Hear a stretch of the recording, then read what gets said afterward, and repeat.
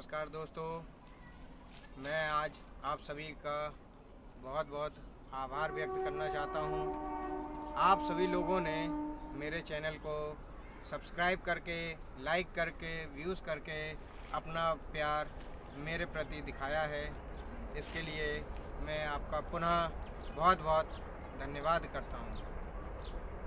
दोस्तों, जैसे कि हम सभी लोग जानते हैं कि प्रकृति से हमें बहुत सारी चीज़ें ऐसी मिलती हैं जो बहुत सारी गुणकारी हैं।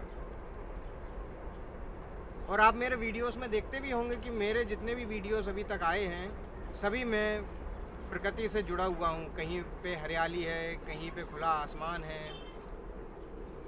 तो मुझे प्रकृति से बहुत प्रेम है, इसलिए मैं प्रकृति से जो हमें उपहार में चीज़ें मिली हैं उसी से संबंधित मैं आपको आज बताने जा रहा हूँ।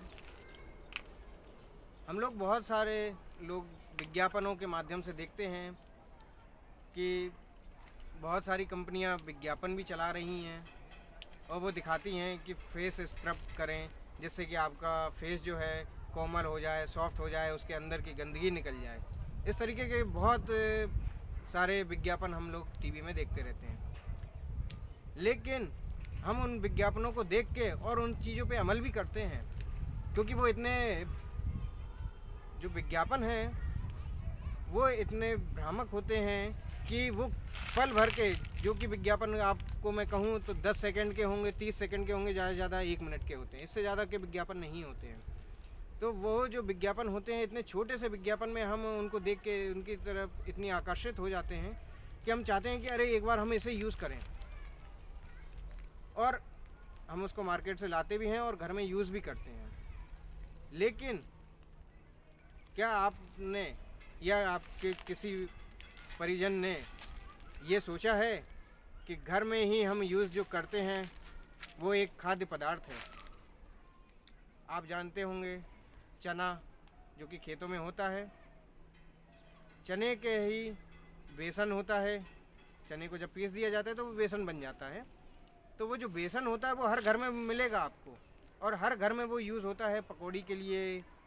आप भाजी बड़ा या कढ़ी बनाते हैं, बहुत सारी उससे डिशेस बनती हैं, जैसे कि उपमा वगैरह भी बहुत सारे बनते हैं, है ना। तो इस तरीके से बहुत सारे खाने के पदार्थ भी बनाए जाते हैं।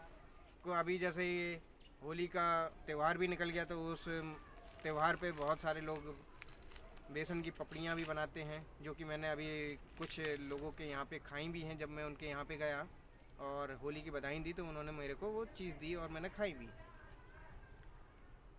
तो दोस्तों, क्या आपने वो बेसन कभी अपने चेहरे पर यूज़ किया है? अगर नहीं किया हो तो मैं कहूँगा कि एक बार उसे आप यूज़ करके देखें। आप उसको बेसन को लें हाथ में रख कर, और जब आप नहाएं या नहीं भी नहा रहे हो, आप उसका सेवन किसी भी समय कर सकते हो।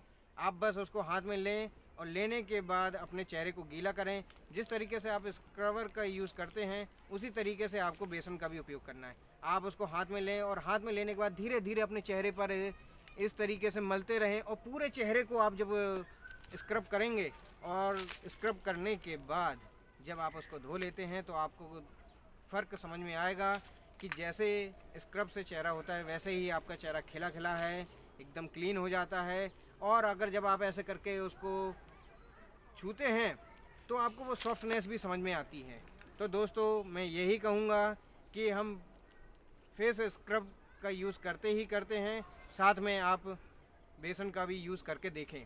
अगर आपको फ़ायदा लगे तो आप मेरे इस चैनल को सब्सक्राइब करें, शेयर करें और साथ ही साथ लाइक करें, और कमेंट भी कर सकते हैं आप। अगर आपको लगता है कि मैंने आपको जो ये तरीका बताया वो गलत है तो आप मुझे बताएं भी कि ये आपने तरीका गलत बताया। लेकिन मैं आपको यहाँ पे जितने भी तरीके बताऊँगा वो सारे मैंने खुद अपने ऊपर पहले उपयोग किया है, तब मैं ये सारे आपको बता रहा हूँ। धन्यवाद।